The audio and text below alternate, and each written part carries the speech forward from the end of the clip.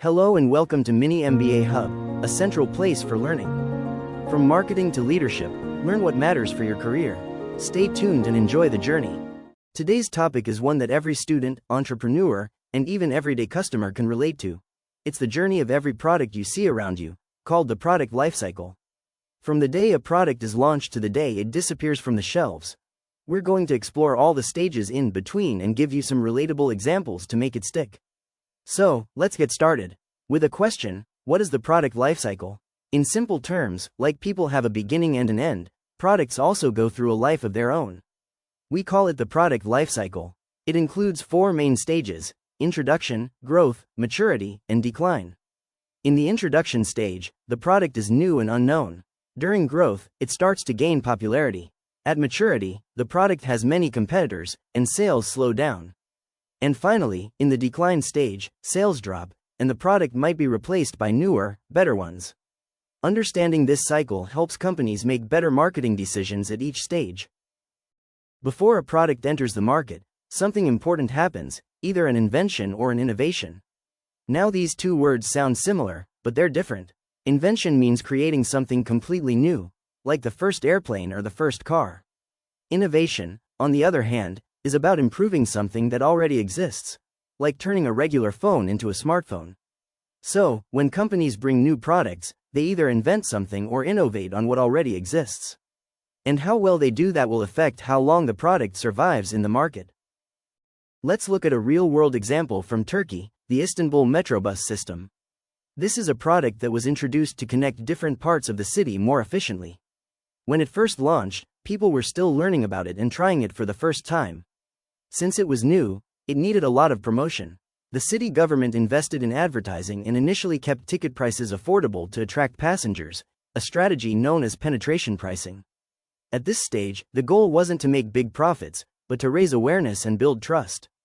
The more people became familiar with and used the Metrobus, the quicker it moved toward the growth stage. Now let's take another example: traditional taxi cars. These taxis have been in the market for decades. They've already gone through the growth stage and are now in the maturity stage.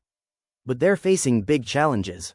Why? Because ride-hailing apps like Uber and Careem have entered the market and offered easier, cheaper, and more tech-friendly options.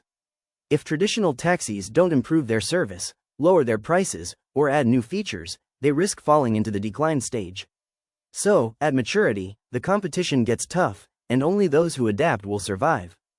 Let's compare two well-known energy drinks, Red Bull and Monster Energy. Red Bull has been around since the late 1980s and has done an amazing job with marketing, sponsoring sports events, music festivals, and more. Because of these smart moves, it's still in the growth or maturity stage.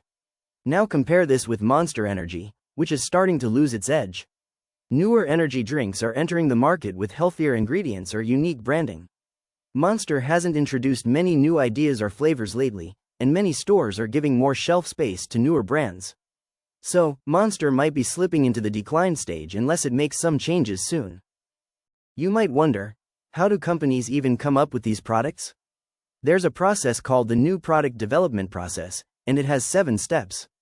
It starts with idea generation, where companies brainstorm new ideas. Then, they select the best idea and test it. After that, they build a model or prototype, test it again in real markets, and if everything looks good, they launch the product. Even after launch, companies must keep checking if the product is doing well or not. If they skip any of these steps, the product might fail quickly, even before it reaches maturity. Now that we know the stages, the big question is, what should a marketing manager do at each stage? In the introduction stage, they need to promote heavily and set the right price. During growth, they focus on increasing brand awareness and getting more customers. In maturity, it's all about fighting off competitors, improving the product, and maybe even reducing prices. And during decline, managers must decide, should we improve the product, find a new market, or just discontinue it? So, what have we learned today? Every product has a life. Some live long and strong like Red Bull, others fall behind like Monster Energy, and some are just starting like the Metrobus. But smart marketing decisions at every stage can help a product survive and grow. Whether you're a student, an entrepreneur, or just curious, understanding the product lifecycle gives you the power to think like a marketing manager. The more you know, the better you can plan, create, and compete in the world of business. for watching and being part of the Mini MBA Hub. If you found this video helpful, don't forget to like, subscribe, and share it with your friends or classmates. We've got more valuable content coming your way, covering leadership, management, business strategies, and operational insights to support your learning journey. Got a question or something to add? Drop it in the comments, and don't forget to mention your name, location, and university. We might feature your response in the next video.